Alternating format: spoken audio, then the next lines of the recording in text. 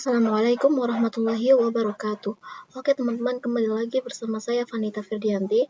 Nah, pada video kali ini kita telah memasuki bab 4 yaitu IP address dan subnetting.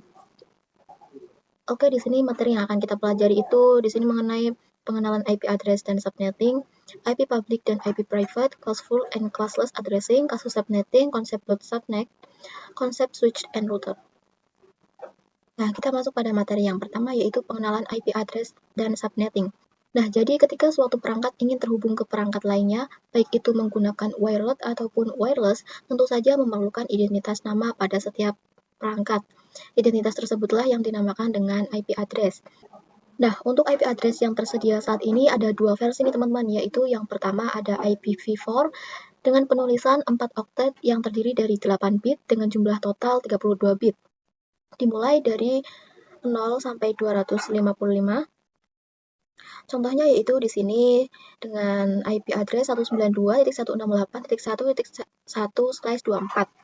Nah, untuk angka /24 ini itu adalah prefixnya ya teman-teman. Jadi prefix ini biasanya ditunjukkan di dalam format CIDR, yaitu classless interdomain routing, di mana alamat IP diikuti dengan angka yang menunjukkan pada subnet mask. Untuk mengetahui prefix yang sesuai dan efektif, maka diperlukan yang namanya subnetting. Nah, jadi subnetting adalah upaya atau proses untuk memecah sebuah network dengan jumlah host yang lebih sedikit. Teknik subnetting membuat skala jaringan lebih luas dan tidak terbatas oleh kelas IP, yaitu IP kelas A, B, dan C yang sudah diatur ya teman-teman. Oke, kita lanjut pada materi yang kedua yaitu IP address private and IP address public.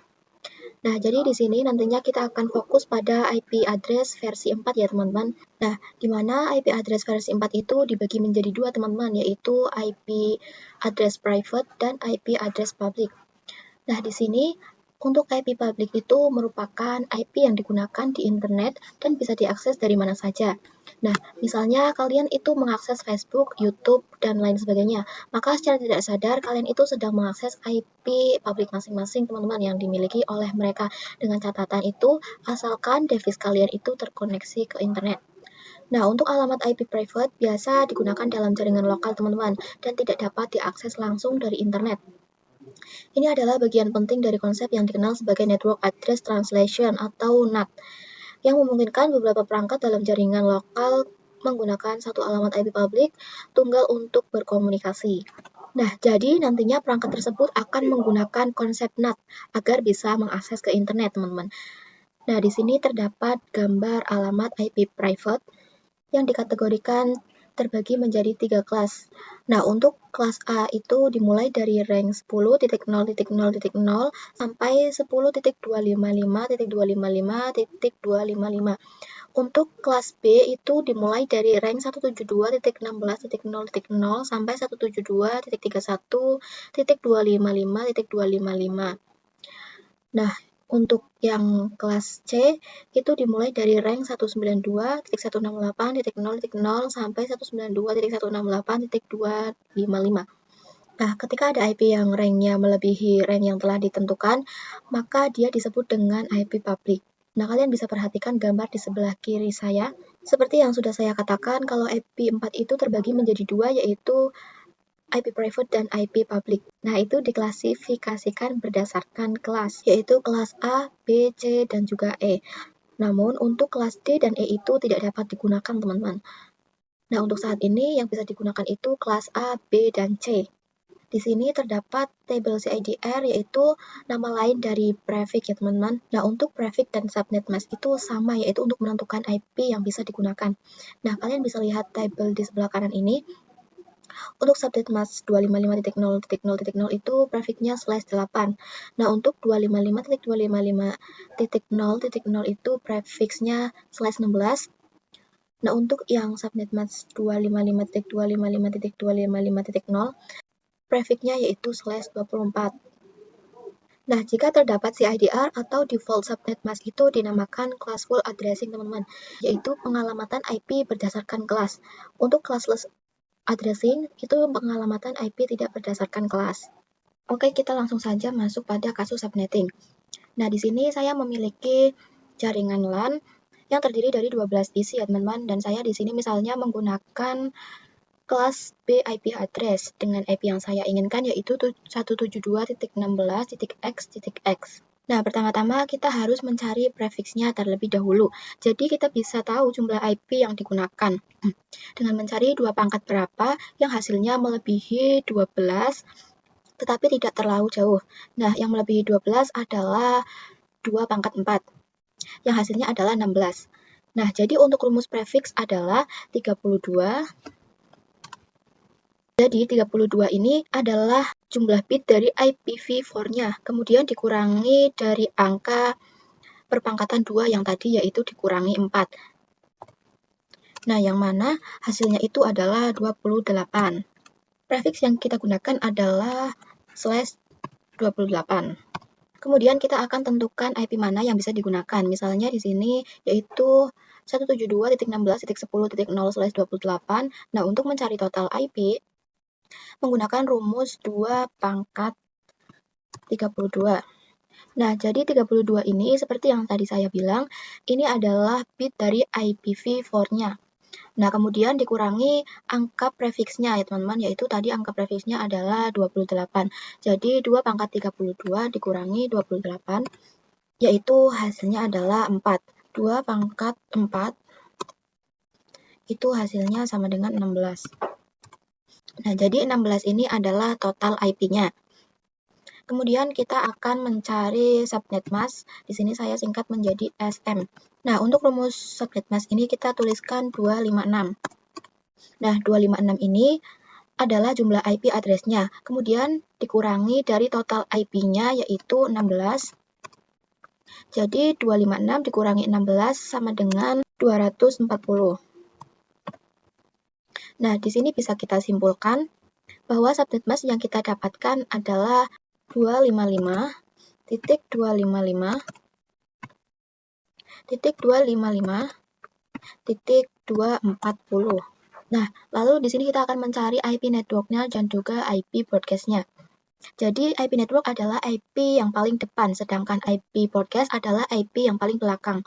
Nah, di sini kita tuliskan IP network, kita singkat dengan IPN sama dengan 0. Nah, kenapa sih kita tuliskan 0? Jadi, IP network itu selalu diawali dengan angka 0. Lalu, angka yang kedua yaitu 16. Nah, 16 ini adalah jumlah total IP. Jadi, 0 tambah 16 masih 16. Nah, untuk blok subnet yang kedua yaitu 16 ditambahkan 16 lagi, yang hasilnya yaitu 32. Kemudian untuk IP broadcast-nya adalah hasil dari IP network kita dikurangi 1. Berarti di sini 16 dikurangi 1 yaitu 15. Dan 32 dikurangi 1 hasilnya 31. Nah, jadi bisa kita simpulkan dari sini IP yang bisa digunakan dari blok subnet pertama adalah 172.16.10.1 sampai 172.16.10.14. Nah, perlu kita ketahui bahwa IP network dan IP broadcast itu tidak bisa digunakan ya teman-teman. Jadi, IP yang bisa kita gunakan itu dari 172.16.10.1 sampai dengan 172.16.10.14. Oke, kita masuk pada materi konsep blok subnet. Nah, jadi blok subnet ini diibaratkan untuk ruangan atau lantai. Nah, di sini untuk 031 itu dinamakan blok subnet 1. Nah, untuk 32 dan 63 itu blok subnet 2 dan 64, 95 itu dinamakan blok subnet 3 dan juga seterusnya. Nah, blok-blok ini diibaratkan untuk sebuah gedung ya, teman-teman. Nah, misalnya untuk blok subnet 1 digunakan untuk lantai 1 dan blok subnet 2 digunakan untuk lantai 2. Di sini juga blok subnet 3 itu digunakan untuk lantai 3 dan juga seterusnya. Nah, perlu diketahui kalau setiap blok itu tidak bisa saling berkomunikasi. Tapi kalau dalam satu blok itu device-device-nya masih saling berkomunikasi. Nah, itu secara default-nya ya. Tetapi bisa saja kita membuat agar setiap blok itu bisa saling berkomunikasi, yaitu misalnya dengan konfigurasi fill-in atau dengan konfigurasi routing. Nah, yang selanjutnya kita akan mempelajari tentang tipe dan pendeliverian IPv4. Nah, pendeliverian IPv4 itu dibagi menjadi 3, teman-teman. Yang pertama itu unicast. Nah, unicast itu proses pengiriman sebuah paket data dari satu host ke host lainnya yang disebut juga dengan one-to-one communication. Contohnya seperti komunikasi yang dilakukan oleh IP address, baik IP kelas A, B, maupun C. Jadi, cara kerja IP ABC ini dengan cara unicast. Nah, yang kedua itu ada multicast. Jadi multicast itu proses pengiriman sebuah paket data dari satu host ke beberapa host, yaitu disebut dengan one-to-many communication. Contohnya yaitu IP kelas D. Yang ketiga yaitu broadcast. Broadcast yaitu proses pengiriman sebuah data dari satu host ke semua host yang disebut juga one-to-all communication. Nah, contohnya yaitu cara kerja ARP, yang mana itu melakukan pengiriman ARP yang dilakukan oleh switch. Nah, yang selanjutnya di sini kita memasuki materi yaitu konsep switch and router. Nah, untuk switch and router itu merupakan salah satu dari root networking device. Untuk definisi switch itu mengkoneksikan perangkat yang satu network, sedangkan router itu mengkoneksikan perangkat yang berbeda network. Nah, untuk mengkoneksikan dua PC itu kan hanya perlu kabel LAN atau perangkat wireless lainnya ya. Nah, jika terdapat lebih dari dua komputer, atau PC atau device-device lainnya, berarti ini harus menggunakan switch. Nah, dari switch ke PC ini menggunakan kabel UTP dengan catatan jaringan ini itu memakai satu blok IP yang sama.